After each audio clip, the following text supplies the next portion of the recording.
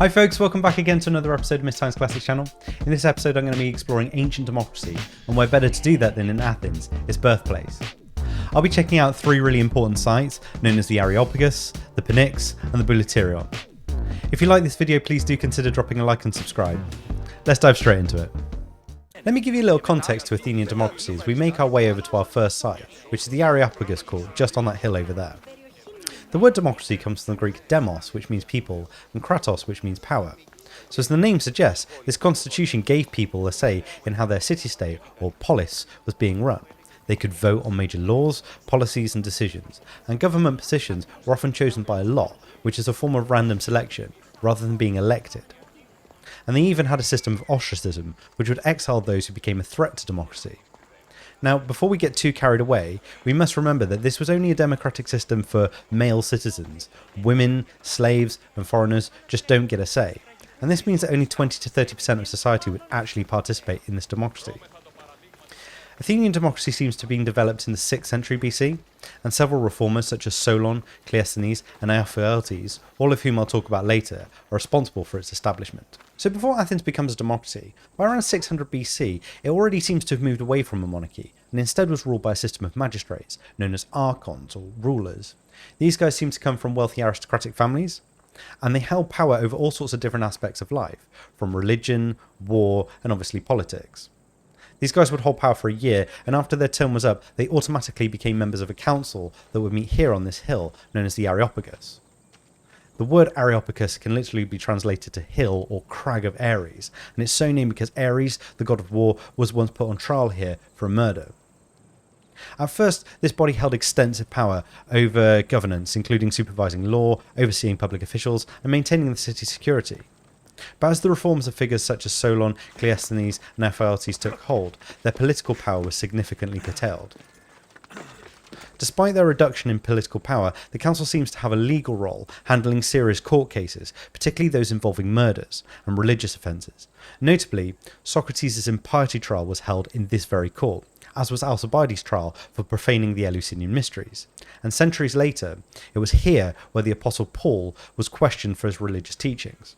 In the Odyssey, the tragic playwright Ekklesia presents the Areopagus as being founded by Athena, as a way for her to help the Athenians end the revenge killings that plagued the house of Atreus. So as I head over to our next site, I'll say a little bit more about these reformers who helped establish democracy. By the late 600s BC, the statesman Solon was responsible for a number of economic and political reforms, which abolished slavery based on people falling into debt, and it divided Athenian society into 4 classes based on wealth. This allowed the wealthy to have greater political influence, but also opened up political offices to the wider population. Though the poorest couldn't hold office, they could still participate in the assembly, or the Ekklesia, and this was a meeting of the Athenian male citizens. Solon also established something called the Bull. This was a council that would prepare matters for the assembly, representing many different areas of Athens. Cleisthenes, a reformer of the 6th century BC, then builds on Solon's reforms. He reorganises Athens and Attica into different tribes, and within this we have the idea of demes. These were local communities and towns that were classed as different political units.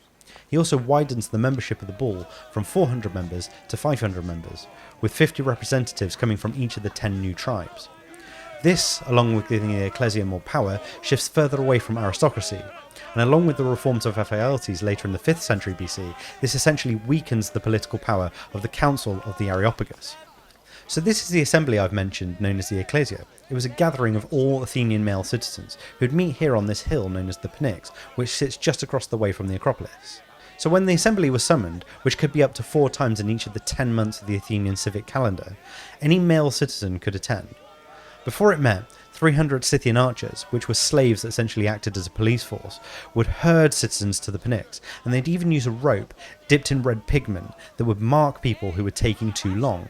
This is a fantastic visual representation of people being actively made to take part in their democracy.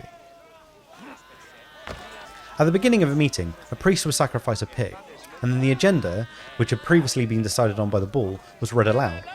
Citizens would then take a vote on whether or not they wished to proceed. Certain business was reserved for each of the 4 meetings each month. For example, at the first meeting, known as the Principal Assembly, a vote of confidence was taken in each of the magistrates. A herald would then open up the discussion to the floor with the words, "Who wishes to speak?" Every male citizen had the right to put his vote forward and was allowed to speak plainly and honestly, and this is probably why the gamers made these NPCs go so nuts. Voting was normally done by show of hands, though for the more important topics such as treason, secret ballots would be held. So we're now outside the Bouleuterion, which is located inside the Athenian marketplace known as the Agora. This was the council house where 50 members of each of the different tribes of Athens, so that's 500 people in total, would come together to decide upon the agenda that would be spoken about in each of the meetings of the assembly, back up on the Pnyx. This group is known as the Bull, and the Bull would also implement the assembly's decisions. They'd ensure that decrees were carried out, they'd manage public property, they'd supervise the collection and spending of public money, and they'd manage building works. They would also supervise elections, and they would meet with foreign dignitaries. We can see from its architecture that this structure is designed with public access in mind. People could watch the proceedings taking place, all from these benches over here. The members of the Bull were all selected by lot, but members had to be male, they had to be over 30, and have no criminal convictions, and they had to put themselves forward. They actually had to want to be in this position. Members would only serve for a year, and they could only serve twice in their entire lifetime. A Bouleuterion machine was used, among other things, to select the members of each of the tribes. This was essentially a stone slab with a row of slots, where a tube would randomly feed different coloured dye into each slot, so it kind of looks like ancient Plinko. And depending on the colour, black or white, you'd be selected to be a member of the Bull. As I mentioned in an earlier video, I did my undergraduate degree at Reading University, and they had a reconstruction of one of these machines outside their year museum. At the heart of this council was the Prytanes system, where each tribe held presidency of the council for one civil month, and remember there's 10 months in the Athenian civil calendar. This means that the councillors of this tribe were on call and the first responders to any political development.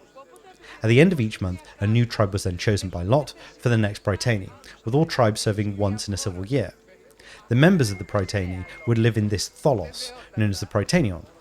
Each morning, one of the members of the Prytane was chosen by lot to be the chairman of the council for the day.